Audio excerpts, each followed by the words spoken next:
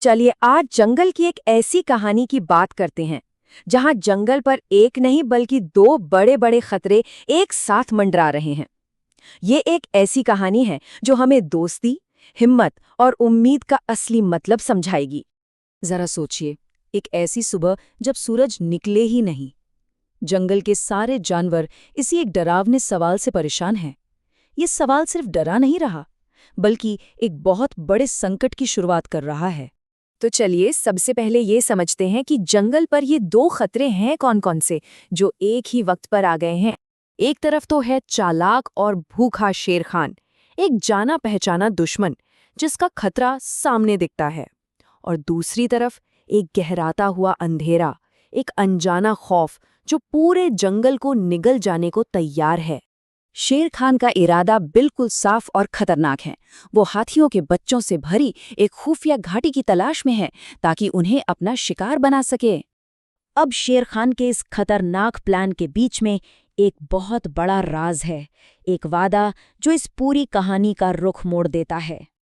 ये खुफिया वैली ही वो जगह है जिसे शेर खान ढूंढ रहा है, और यही वो जगह है जिसकी रक्षा करने की कसम हमारे हीरो मोगली ने खाई है। ये कोई मामूली जगह नहीं है, ये हाथियों के लिए सबसे महफूज पनाहगाह है। और मोगली वो हाथियों से किए गए इस वादे से बंधा हुआ है, एक ऐसा वादा जो उसे सीधा, बिना किसी लाग लपेट के शेर खान के रास्ते में लाकर खड़ा कर देता है। तो एक तरफ जब शेर खान अपना शिकार ढूंढ रहा है, ठीक उसी वक्त एक दूसरा और शायद उससे भी कहीं बड़ा संकट पूरे जंगल पर छाने लगता है।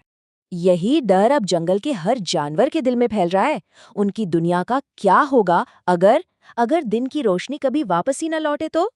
इस अंधेरे को दूर करने की सिर्फ एक ही उम्मीद है, एक प्राचीन रस्म, सनडांस।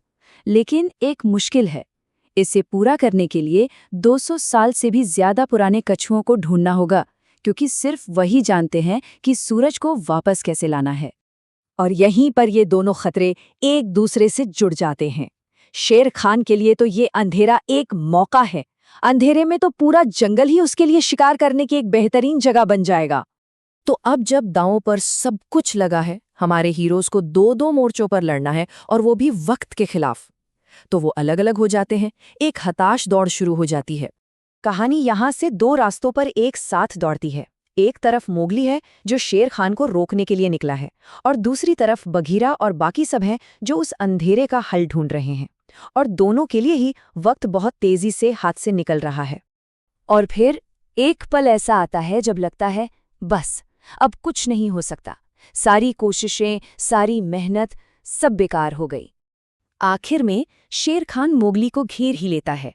चारों तरफ गहराते अंधेरे में उसे पूरा यकीन है कि अब उसकी जीत पक्की है। अब मोगली को कोई नहीं बचा सकता।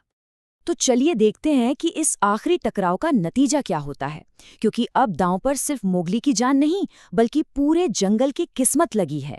लेकिन कहानी अभी खत्म नहीं हुई है। आखिरी पलों में सब कुछ बदल जाता है। मोगली डटकर शेर खान का सामना करता है, तभी बघीरा और बालू उसकी मदद के लिए आ पहुंचते हैं। दूसरी तरफ वो पुराने कछुए मिल जाते हैं और हाथी अपना सन डांस शुरू कर देते हैं, और फिर जंगल में रोशनी वापस आ जाती है।